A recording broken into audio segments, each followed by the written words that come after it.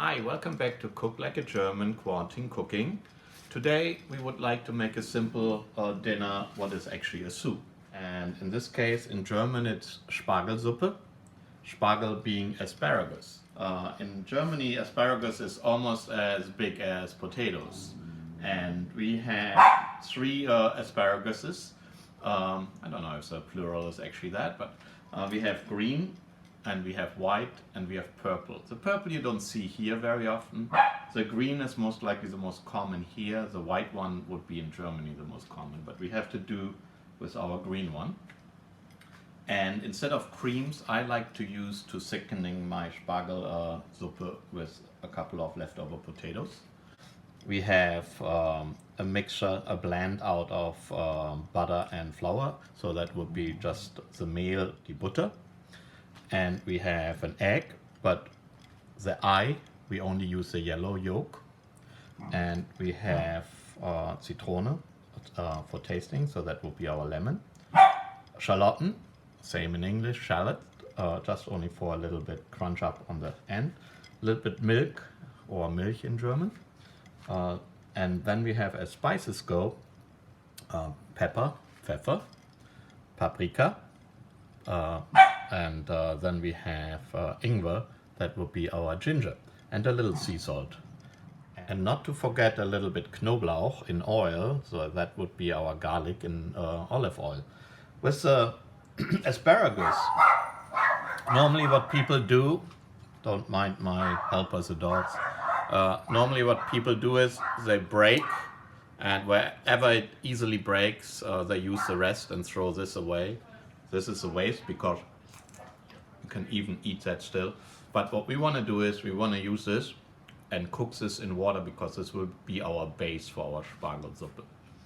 And also we want to keep a couple of the tops to make a little bit like a crunchy garnish on top. Hi guys, welcome back. I wanted to show you these beautiful flowers I got yesterday from my company in honor of my mother. They are really, really beautiful and such a nice gesture. But let's take care of our cooking. We have to eat tonight. So what happens with our asparagus? Actually a three-parter. This is the part what will make our soup. This is the little part, a couple of tips what we use to crunch up for decoration on top. And this is what everyone throws away, and that will be a base of our soup broth. And this goes right now, right in a hot water pot. And we'll boil that a little 20 minutes, and then we are ready to go. Hi guys, welcome back. In this pot I have my asparagus and the potatoes with some water and some broth cooking since 20 minutes. Now I will strain this pot, what is actually the leftovers, what you throw away.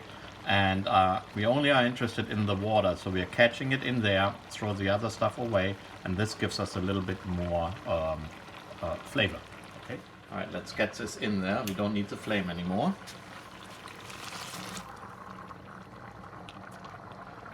Okay, so we are not interested in this. Let's get this out of the way. Okay, so this will be actually our base.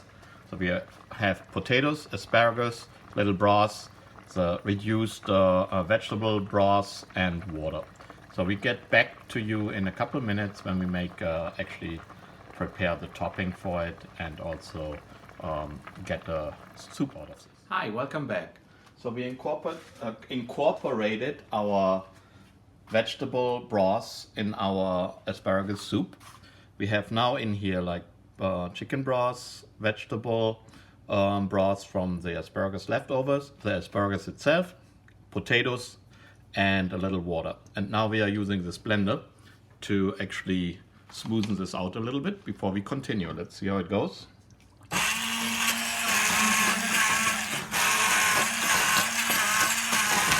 get the green what we want to see in an asparagus soup, in this case, not white.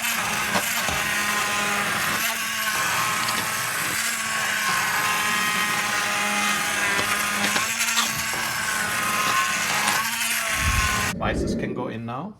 The garlic can go in. See? Okay. We have milk and egg left, but that can't go in yet. We can throw in. I reduced a little bit the starch, so this is butter 50% and 50% flour. But because we have potatoes in here, we don't really need 40 gram of each. But it's like half a stick of butter. So we are doing only half that, like a quarter butter.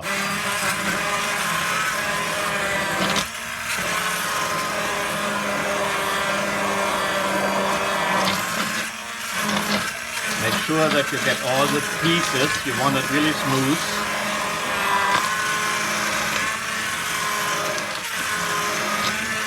If you don't want to do it this way, you can get also a strainer, get all the asparagus and potatoes out, and then mash it a little bit, and then bring in the liquid, because not everyone has a blender like this, but you can also use a different blender. Okay, by the way, this sounds dangerous, and does it hurt my pot? It doesn't, because as you can see, the blade is actually in there, so it's raised a little bit, so it never will actually touch it. But also, if you don't have a blender, you might have one of those like the Vitamix or any other blender like this, what is perfectly fine for soups. So you can actually throw the whole concoction in there and like grind it up there. Welcome back. So let's finish up our product, our asparagus soup. We have to incorporate the milk and the egg in our soup. We let it cool a little bit so the egg is not like turning into a scrambled egg. In the meantime, we heat up a little bit of oil. This is not a necessity, but I like some toppings on my soup. So a little bit of olive oil. We have the shallots we cut before, a little bit of the garlic, a couple of the spears, like the tips. And this is actually a balsamic vinegar glaze, what we use on asparagus, also on the barbecue. So it lasts forever, and it's good to have in a refrigerator. And we don't have real croutons, but we made sourdough bread before. So I crunched up one of it, and we just make a couple of sourdough croutons out of this. Just put this on, sear that a little bit. Okay, welcome back. So we crunched up a little bit of our shallots, and we will add now quickly a little bit of our balsamic. That's all what we need. Toss it a little bit. Now, we have our finished product. I threw the egg in and the milk. Mix it all so it doesn't burn. And we ladle this out.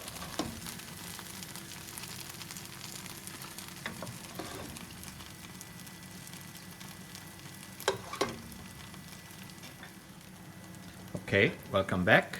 Let's finish it up. Couple toppings.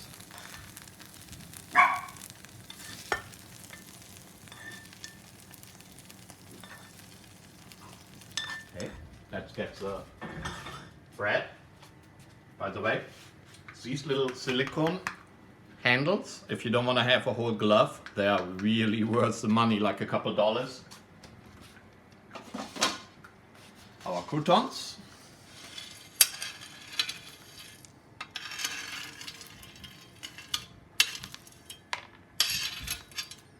And to finish it up, a little bit lemon, little Zitrone, and because we like spicy, a little crunched red pepper. And there you have it, asparagus and potato soup.